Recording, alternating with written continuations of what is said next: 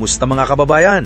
Nitong mga nakaraang araw, muling naging usap-usapan ang isang issue kung saan binabanggit ang pangalan ni Mayor Isko Moreno at dating Pangulong Rodrigo Duterte, kaugnay sa kaso ng mga nawawalang sabongeros.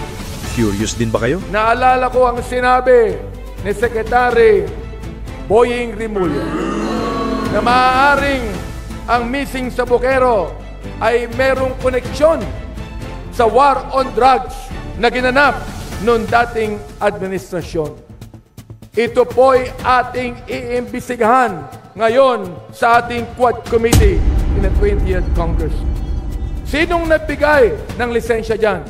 Yung nakaupong mayor dati, yung nakaupong vice mayor dati, na ngayon ay mayor na. Bakit nga ba nadadawit si Yorme Isko sa usaping ito?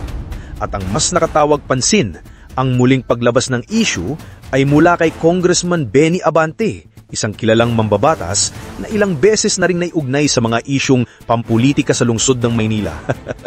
Ngayong muling pinag-uusapan ng di umano yung mga buto na natagpuan sa Taal Lake. Isa lang ang tanong, may koneksyon ba talaga si Isko Moreno sa kasong ito? O baka may mga grupo o personalidad na nais gamitin ng issue upang sirain ang kanyang pangalan, lalo na't napapansin ng patuloy na pagtaas ng suporta sa kanya? Kaya tara, panoorin natin ang mga pahayag ni Congressman Abante at sabay-sabay nating himayin ito. Naalala ko ang sinabi ni Secretary Boying Rimulya na maaaring ang missing sabongero ay merong koneksyon sa war on drugs na ginanap noong dating administrasyon. Ito po'y ating imbestigahan ngayon sa ating Quad Committee in the 20th Congress. Kaya't iginagagalak ko na sa kanyang State of the Nation Address ay sinabi ng ating Pangulo na hindi niya palalampasin ang mga nasa likod ng pagkawala ng mga sabongero.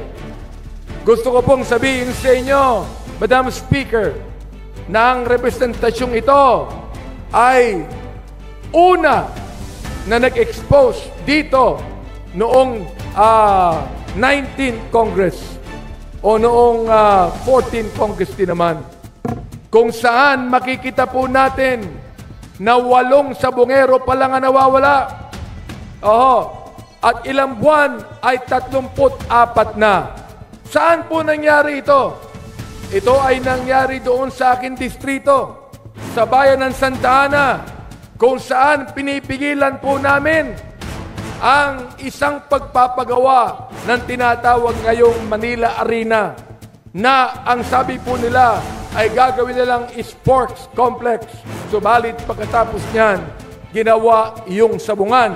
Doon nagsimula, Madam Speaker, ang tinatawag nating i-sabong. Tapos, nakalimutan na po yan. Hindi na napag-usapan po uli yan.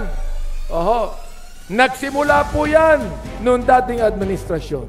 More than 100 na ang nawawala. At ang sabi na whistleblower, sinong nagbigay ng lisensya dyan? Yung nakaupong mayor dati, yung nakaupong vice mayor dati, na ngayon ay mayor na ng Maynila. Narinig nyo ba? Binanggit ni Congressman Abante na sa panahong iyon, ang PNP ay nasa ilalim ng administrasyong Duterte at si Isko ang alkalde ng Maynila. Tila sinasabi niyang may pananagutan ng dalawa sa pagkawala ng ilang sabonggero. Pero ang tanong, may konkretong ebidensya ba na mag-uugnay sa kanila? Sa pahayag na iyon, wala tayong nakitang dokumento o ulat na sumusuporta sa mga aligasyon. Kaya ang dating sa iba, ito'y opinyon lamang o bahagi ng isang naratibo na may bahid ng politika. Mahalagang tandaan, si Congressman Abante ay hindi lamang isang tagamasid, kundi isang aktibong personalidad sa politika. At sa mga nakaraang taon, may ilang pagkakataon na siya'y natanong hinggil sa paggamit ng pondo sa Maynila.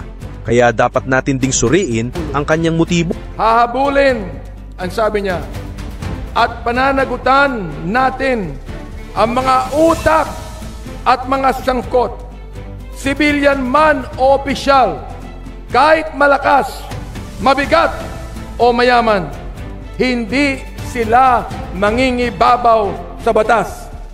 Higit sa lahat, ipararamdam natin sa mga salarin ang bigat ng parusa sa karumal-dumal na krimen ng mga ito. Sa mga sumusuporta kay Yorme Isko, malinaw naman ang kanyang naging paninindigan sa mga nakaraang taon. Paglilinis ng pamahalaan, serbisyo para sa mga mahihirap, disiplina sa lungsod noong pandemya. Ang isyu na ito ay lumabas 3 taon matapos ang insidente. Kaya't marami ang nagtatanong, bakit ngayon lang ito lumutang muli? Kung may nalalaman man si Congressman Abante, bakit hindi ito inihain sa tamang proseso noon paan? Bakit sa media ito inilalabas? Kung susuriin nating mabuti, ang usapin ay dapat nakasentro sa mga ahensyang talagang humawak ng kaso, PNP, CIDG at NBI. Ayon sa mga ulat, walang direktang ugnayan si Isko Moreno sa anumang operasyong may kinalaman sa pagkawala ng mga sabunggero. Wala ring ulat na nagsasabing siya ay sangkot sa retrieval operation sa Taal Lake. Kaya't tanong ng marami, bakit siya ang tinuturo? Kung may paratang, dapat ito ay may sapat na ebidensya. Kung wala, dapat tayong mag-ingat sa pagbibitiw ng mga salita na maaaring makasira sa reputasyon ng isang tao. Balikan natin si Congressman Abante. Sa mga nakaraang balita, siya ay naiugnay sa ilang issue tulad ng mga proyektong kulang sa detalye at hindi malinaw ang implementasyon. Nagkaroon din siya ng pagkakaalitaan kay Yorme Isko, lalo nang ipinutupad ang Budget Transparency Program sa lungsod. Kaya, ang tanong ng publiko, may personal o pampulitikang motibo ba ang kanyang mga pahayag? Sa social media, maraming netizens ang nagtatanong rin. Set up ba ito? Paninira lang ba kay Isko? At bakit walang inilalabas na ebidensya? Puro pangalan lang. May ilan ding nagsasabing tila coordinated ang timing ng mga pahayag, lalo na't walang bagong detalye na inilalabas. Pero mga kababayan, bilang patas na mamamahayag, kailangan pa rin nating itanong, may posibilidad ba na may nalalaman si Isko sa issue? Posible, kung may malinaw na ebidensya. Pero sa rayon, wala pa tayong nakikita.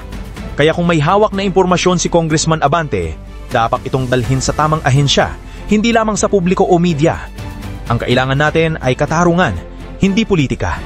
Sa ngayon, sa pananaw ng maraming pagasuporta ni Yorme Isko, walang matibay na batayan para sa mga paratang laban sa kanya. Mas marami ang naniniwala na may mga personalidad na nais gamitin ang issue sa sariling interes. Kaya mga kababayan, kayo na ang humusga. Sino ang mas kapanipaniwala? Si Isko Moreno, na nagpakita ng malinaw na track record sa Maynila? O si Abante, na ang alam lang ay magpalutang ng aligasyon ng walang konkretong ebidensya? Kung gusto nyong manatiling mulat sa mga ganitong usapin, i-like, i-share at mag-subscribe sa ating channel. Dito sa atin, walang kinikilingan pero may paninindigan. Solid man tayo kay Yorme, bukas pa rin tayo sa pagtatanong. At syempre, hindi tayo basta-basta nagpapaloko sa pamumulitika. Hanggang sa muli mga kababayan, ako nga pala ang Kuya Jay nyo na palagi nagpapaalala sa inyo na dapat alam mo to.